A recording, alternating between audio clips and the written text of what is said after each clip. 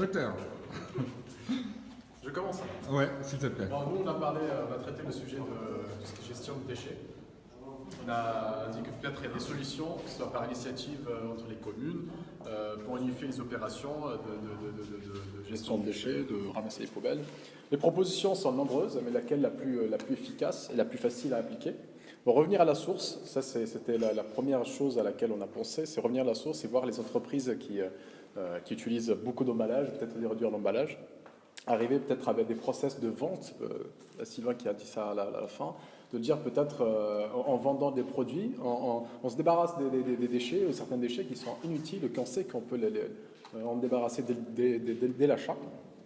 Construire, ou créer plutôt des processus entre voisins pour organiser la collecte des poubelles. Des voisins, on a dit qu'il y a des voisins qui sont votés, qui c'est difficile plutôt d'unifier toute une méthode commune, mais peut-être avec des technologies, que ça peut être une poubelle qui se tasse automatiquement. On le met par exemple pour un nombre de voisins, et au lieu de ramasser les poubelles 2-3 fois par semaine, on ne vient qu'une seule fois.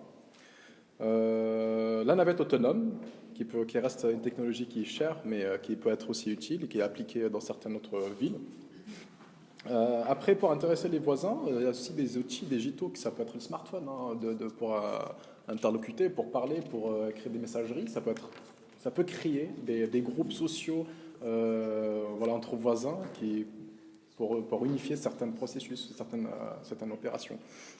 Après, pour penser à un écosystème de services basé sur le partage et le confort de la communauté, revenir pour ajuster les propositions des entreprises, on en a parlé. Et pour baisser au maximum l'utilisation des emballages et trouver des méthodes de vente qui minimisent la consommation des produits destinés déchets. Okay, S'il y a d'autres choses à compléter, n'hésitez pas. Je vais compléter un petit peu juste en disant qu'effectivement on s'est rendu compte qu'avec cette problématique toute bête où Jean-Henri disait moi j'ai eu un problème, c'est que je suis à 500 mètres et ça me dérange, que en fait ça nous permettait de mettre le doigt sur ce problème de surproduction de déchets à cause de la grande distribution, de sensibilisation sur le gaspillage, de responsabilisation de la population, et que finalement ce petit problème un peu bête pouvait être aussi l'occasion d'aller créer des échanges, des formules d'échange. Et quand on a fait l'exercice d'essayer de voir qu'est-ce qu'on pourrait faire pour concrètement mettre en place quelque chose ici dès demain pour faire avancer le schmilblick, il y a pas mal d'idées qui sont arrivées. Il y en avait beaucoup qui allaient dans le sens de, c'est quoi l'expression de appel à projet citoyen.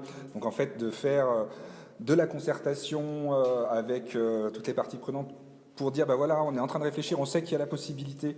Nous, on a identifié qu'il y avait toutes les options qu'on vient de lister, en fait, et dire vous en pensez quoi, et finalement ce brainstorming qu'on a fait, de le faire avec les personnes concernées, et que c'est dans tous les cas l'occasion de communiquer sur une problématique et de faire avancer le schmilblick, et puis peut-être derrière de faire un hackathon, de faire quelque chose où il y aura vraiment concrètement quelque chose, mais sinon au moins le fait d'en avoir parlé, ça aura sensibilisé, et ça aura peut-être permis aux administrations et aux politiques qui s'en occupent, qui n'auront pas forcément toujours fait les bons choix de communication. Là, il semblait qu'il y avait eu des choses aussi de compenser un petit peu en ayant l'impression d'avoir eu la concertation et la consultation de l'ensemble de...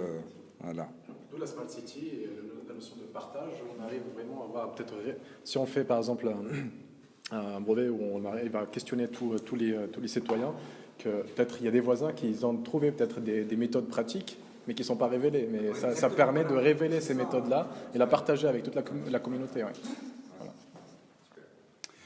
Merci beaucoup. Et on va passer à la deuxième.